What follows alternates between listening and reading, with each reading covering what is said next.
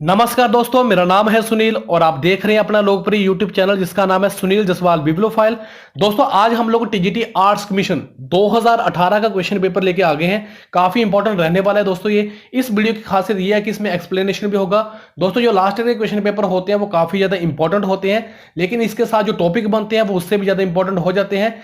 दोस्तों ये TGT arts commission का 2018 का क्वेश्चन पेपर है और ये ना सोचेंगे सिर्फ टीजीटी आर्ट्स कमीशन में ही पेपर आएगा। दोस्तों ये बाकी एग्जाम अगर आप लोग चाहे हिमाचल का एग्जाम हो या फिर सेंट्रल लेवल का कोई एग्जाम हो उसमें भी ये इंपॉर्टेंट रहने वाला है। तो चलिए स्टार्ट करते हैं दोस्तों।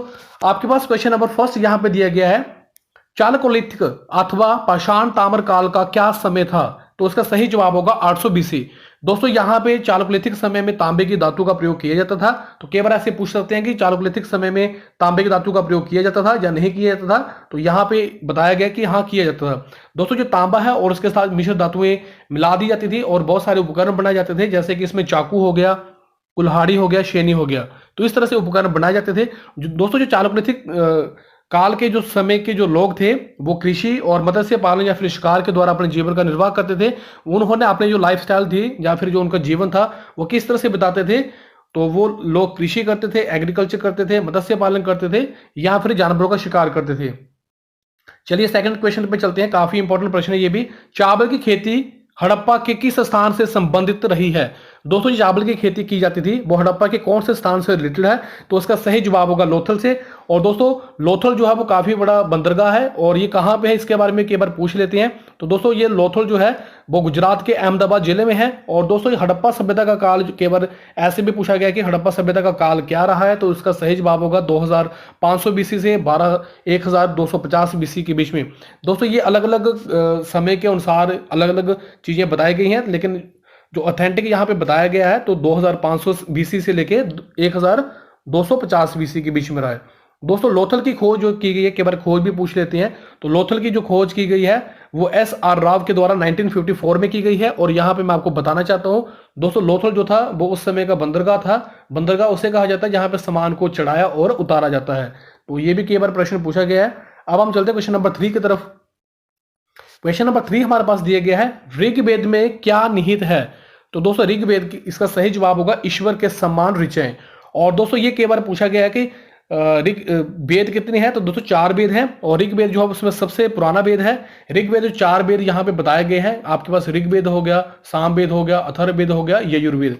तो इन वेदों के बारे में आपको पता होना चाहिए। ऋग्वेद में जो ऋचाएं दी गई हैं वो 1028 है और इसमें 10 मंडल दिए गए हैं। 10वां मंडल जो है वो पुरुष सूक्त, जैसे कि चारों वर्णों का उल्लेख मिलता है। दोस्तों जो 10वां मंडल है ऋग्वेद का, जो 10वां मंडल है पुरुष सूक्त, उसमें चारों वर्णों का उल्लेख किया गया है। जैसे आपके पास ब्राह्मण हो गए, क्षत्रिय हो गए, शूद्र हो गए, वैश्य हो गए। तो इस तरह से वहां पे इनके बारे में बताया गया है। और ये काफी इंपॉर्टेंट फैक्ट आने वाला है अभी आपके साथ। यहाँ पे आपके सामने जो गायत्री मंत्र है वो ऋग्वेद में बताया गया है। तो गायत्री मंत्र ऐसे पूछा जाता है कंपटीशन एग्जाम में कि गायत्री मंत्र किस वेद से लिया गया है? तो वो कहां से लिया गया है? ऋग्वेद से लिया गया है। अब हम चलते हैं नेक्स्ट क्वेश्चन की तरफ। संगम युग के प्रमुख देव कौन थे? तो उसका सही जवाब होगा मुरुगन। तमिल भाषा में लिखे गए प्राचीन साहित्य को ही संगम साहित्य कहा जाता है। दोस्तों जो तमिल भाषा में प्राचीन ग्रंथ या फिर लिटरेचर लिखे जाते थे, ओल्ड लिटरेचर जो लिखे जाते थे, उन्हें क्या कहा जाता है? उन्हें संगम साहित्य कहा जाता है। ये साहित्य 5वीं सदी ईसा पूर्व से 2री सदी ईस्वी के मध्य लिखे गए हैं। दोस्तों जो संगम साहित्य हैं इनका केवल समय पूछ लेते हैं तो ये क्या क्या है? 5वीं सदी से लेकर 2री सदी के बीच में। इस साहित्य में समय के 3 राजवंशों चोल, चेर और पांड्यों का उल्लेख मिलता है। दोस्तों जो संगम साहित्य की हम लोग बात कर रहे हैं इसमें 3 राजवंश जो है वो काफी इंपॉर्टेंट है। दोस्तों अगर आपने हिस्ट्री का क्रैश कोर्स देखा है तो उसमें मैंने इसके बारे में बताया हुआ है, काफी इंपॉर्टेंट है। बहुत सारे लोग उसे पसंद कर रहे हैं। अगर आपके पास समय की कमी है तो हिस्ट्री का क्रैश कोर्स देख लीजिएगा, काफी आपकी तैयारी हो जाएगी, रिवीजन भी हो जाएगी। उसमें एक एक लाइन इंपॉर्टेंट है। दोस्तों जो हम लोग साहित्य की बात कर रहे हैं, संगम साहित्य की बात कर रहे हैं, उसमें 3 राजवंशों की बात की जा रही है, चाहे वो चोल हो, चाहे वो चेर हो, चाहे वो पांड्य हो, इन सभी का वहां पे उल्लेख किया गया है। नेक्स्ट क्वेश्चन की तरफ चलते हैं। नेक्स्ट क्वेश्चन हमारे पास देखिए, सांख्य दर्शन को किसने प्रस्तुत किया था? जो सांख्य दर्शन है उसे किसने प्रस्तुत किया था? तो इसका सही जवाब होगा महर्षि कपिल के द्वारा ये प्रस्तुत किया गया था। और भारतीय दर्शन कितने प्रकार के हैं? भारतीय दर्शन 6 प्रकार हैं। सांख्य का क्या मतलब होता है? सांख्य का मतलब है संख्या संबंधी या फिर विश्लेषण। संख्या संबंधी, ठीक है, या फिर इसका मतलब क्या है? विश्लेषण, एनालिटिक करना। सांख्य दर्शन जो है वो निरेश्वरवादी द्वैतवाद से संबंधित है। तो ये था हमारे पास प्रश्न। अब हम चलते हैं नेक्स्ट क्वेश्चन की तरफ। इलाहाबाद प्रशस्ति के लेखक कौन है? इलाहाबाद प्रशस्ति की जो लेखक है वो हरिसेन है। और हरिसेन प्रशस्ति का दोस्तों यहाँ पे मैं आपको मतलब बता देता हूँ। प्रशस्ति होती है, प्रशस्ति का मतलब होता है कि प्रशंसा। कि इलाहाबाद प्रशस्ति जो लेख है वो उसके लेखक कौन है, तो उसका सही जवाब होगा हरिसेन। और दोस्तों ये जो हरिसेन थे ये समुद्रगुप्त के दरबार में कवि थे और इन्होंने, हरिसेन जो थे, इन्होंने समुद्रगुप्त की प्रशंसा में ये लेख लिखा था। समुद्रगुप्त को काफी इंपॉर्टेंट यहाँ पे फैक्ट आ जाता है, समुद्रगुप्त को भारत का नेपोलियन कहा जाता है। तो प्रश्न ऐसे बनता है कि भारत का नेपोलियन किसे कहा जाता है, तो उसका सही जवाब होगा समुद्रगुप्त को। समुद्रगुप्त ने बहुत सारी उपाधियां भी ग्रहण की थी। इसमें जो सबसे इंपॉर्टेंट इनकी उपाधि है वो है विक्रम की उपाधि और कविराज की उपाधि। तो कई बार ऐसे पूछ लें कि समुद्रगुप्त ने कौन कौन सी उपाधि दान की हैं, तो वो है विक्रम की और कविराज की। और यहाँ पे आपके सामने जो मैंने अभी प्रश्न बोला है इलाहाबाद प्रशस्ति, ये जो अभिलेख था ये समुद्रगुप्त ने कौशंबी से लाए अशोक स्तंभ पर खुदवाया था। तो ये जो प्रशस्ति जिसके बारे में हम लोग बात कर रहे हैं, तो समुद्रगुप्त ने क्या किया था, जो अशोक के स्तंभ थे उस पर इसे खुदवाया था। चलिए अब हम चलते हैं नेक्स्ट क्वेश्चन की तरफ। ह्वेनसांग ने कंबोज राज्य का वर्णन किस रूप में किया है, तो इसका सही जवाब होगा राजपुरा के रूप में।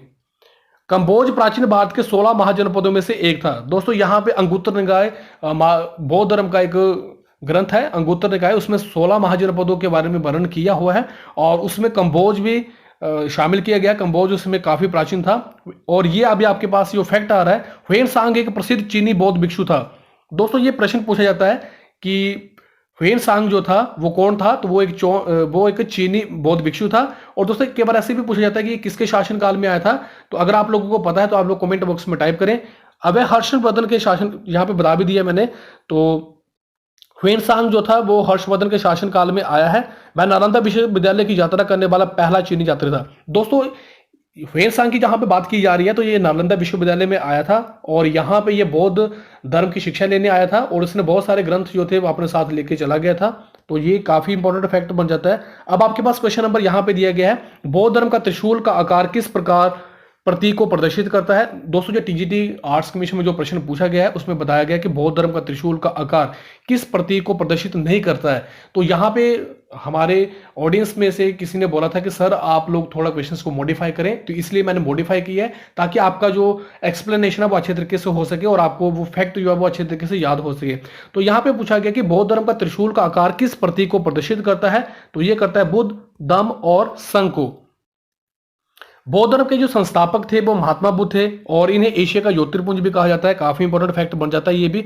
बौद्ध धर्म के बारे में हमें ज्ञान त्रिपिटक से प्राप्त होता है। बौद्ध धर्म के बारे में हमें ज्ञान कहाँ से मिलता है, त्रिपिटक, जो कि बौद्ध धर्म का काफी इंपॉर्टेंट ग्रंथ भी बन जाता है। तीनों पिटकों की भाषा क्या है, पाली है। काफी इंपॉर्टेंट फैक्ट है दोस्तों। महात्मा बुद्ध ने अपना पहला उपदेश कहाँ दिया था, अगर आप लोगों को पता है तो कमेंट बॉक्स में टाइप करें। और दोस्तों यहाँ पे मैं आपको बता देता हूँ, जो महात्मा बुद्ध के उपदेश की भाषा थी वो पाली थी, लेकिन महावीर के उपदेशों की भाषा प्राकृतिक थी।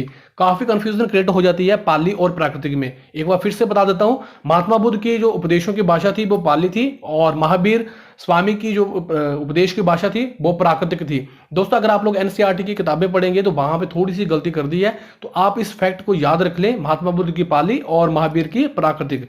और तीनों पिटकों की भाषा जो थी इनकी वो क्या थी, पाली थी। चलिए अब हम चलते हैं नेक्स्ट क्वेश्चन की तरफ। क्वेश्चन नंबर 10 हमारे पास, राष्ट्रकूट साम्राज्य के संस्थापक कौन थे, तो उसका सही जवाब होगा दंतीदुर्ग। काफी इंपॉर्टेंट फैक्ट है।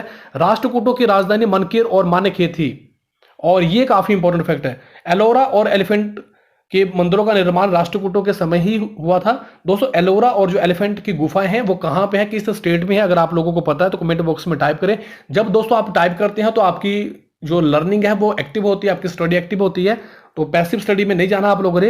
राष्ट्रकूट शैव, वैष्णव और शाक्य संप्रदाय के साथ साथ जैन धर्म के उपासक भी थे। तो दोस्तों ये थे हमारे प्रश्न। मुझे उम्मीद है कि आपको ये समझ में आए होंगे। फिर भी आपके मन में अगर कोई प्रश्न है तो आप अपनी राय, और अगर आपके मन में कोई प्रश्न है तो वो आप कमेंट बॉक्स में टाइप कर सकते हैं। दोस्तों इस वीडियो के प्रति आप अपनी राय कमेंट बॉक्स में जरूर बताएं। आप लोगों ने मुझे इतना समय दिया, आप सभी का बहुत बहुत धन्यवाद। थैंक यू वेरी मच दिल से।